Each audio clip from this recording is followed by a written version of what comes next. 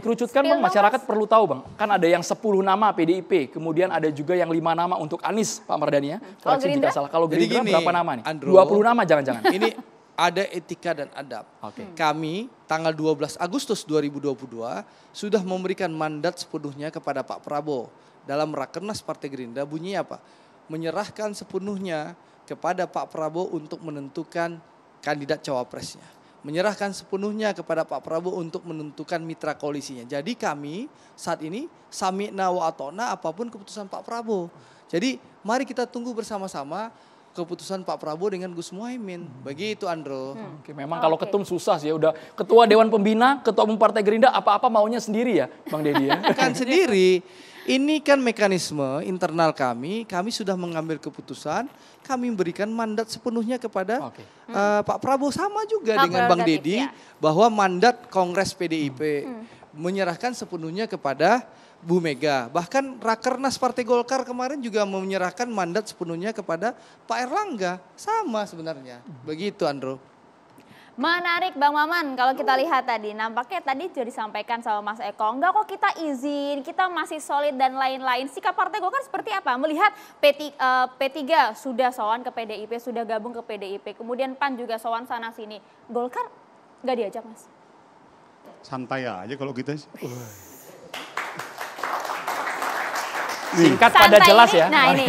Saya mau kasih tahu ya, kita lihat dulu dari 2 periodenya Pak Jokowi ya. Nggak ada tuh sesuatu yang pasti sampai menjelang pendaftaran. Terakhir, ya.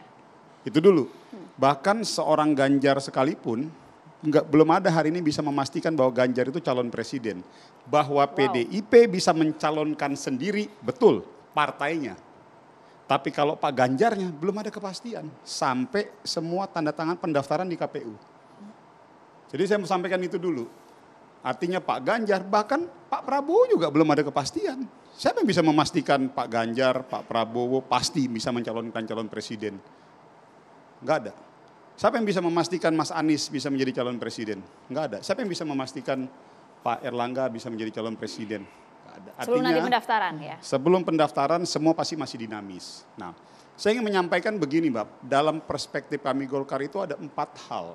Kalau kita mau melihat situasi dinamika ini. Jadi saya menjawabnya dengan 4 hal.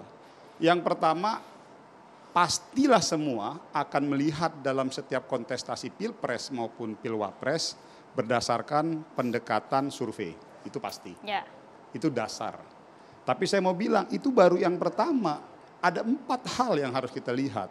Jadi kan hari ini kan semua ini kan masih berputar-putar, berjoget-joget dalam perspektif pendekatan hasil survei. Ada preferensi yang kedua, yaitu preferensi elit, individu elit ya, yang nggak bisa dikesampingkan.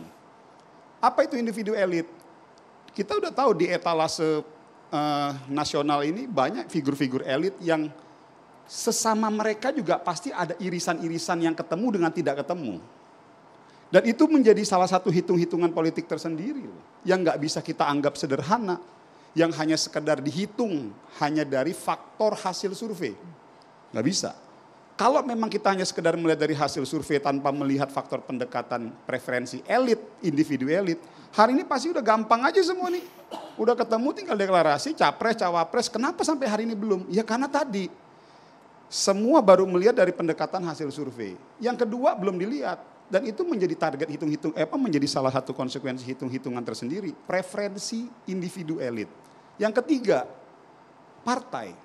Seperti tadi di awal saya bilang, PDI dari semua partai yang bisa mencalonkan satu-satunya sendiri itu PDIP. Tetapi pertanyaannya, kenapa PDIP masih perlu menggandeng partai lain? Karena kan ada banyak faktor juga yang dihitung oleh PDI. Selain tadi yang ketiga saya sampaikan tadi, faktor tiket partai. Jadi semua ini nih, kita semua nih hari ini kan berputar-putar, bersana sini, berdansa, berjoget. Semua karena 3 faktor tadi. Ada lagi Mbak yang terakhir ini. Ini yang mungkin juga menjadi salah satu hal yang sampai hari ini juga masih belum ketemu. Mohon maaf ya, kita belajar dari kasus Pak Jokowi terpilih pertama kali. Pak Jokowi terpilih menang. Tapi bagaimana dengan dukungan parlemen? Apakah nanti kita mau mengulangi kesalahan yang kedua kali, pada saat presiden terpilih nanti, kita tidak menghitung faktor kekuatan dukungan di parlemen. Ini juga harus jadi pertimbangan. Maka dari itu Golkar melihatnya dalam 4 hal itu. Kalau Airlangga masuk faktor yang mana Bang? Karena kita jujur saja Bang, 4 hal. secara Golkar partai kuantitatif besar. Airlangga 4 hal. Hartarto, secara kuantitatif Saya nggak bilang Airlangga gini Mas, Hartarto. saya mau sampai tidak bisa kita hanya melihat satu faktor.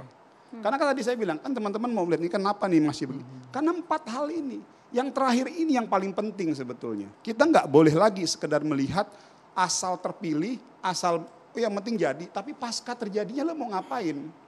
Kita juga butuh dukungan kekuatan di parlemen. Makanya ada wacana, contoh misalnya hari ini saya ingin sampaikan, kita juga diskusi kok. Artinya kalau dari sisi Partai Golkar kita membuka ruang kepada siapapun. Dan kita juga tidak berani mengatakan bahwa apakah Pak Erlangga pasti menjadi calon presiden atau pasti menjadi calon wakil presiden atau tidak.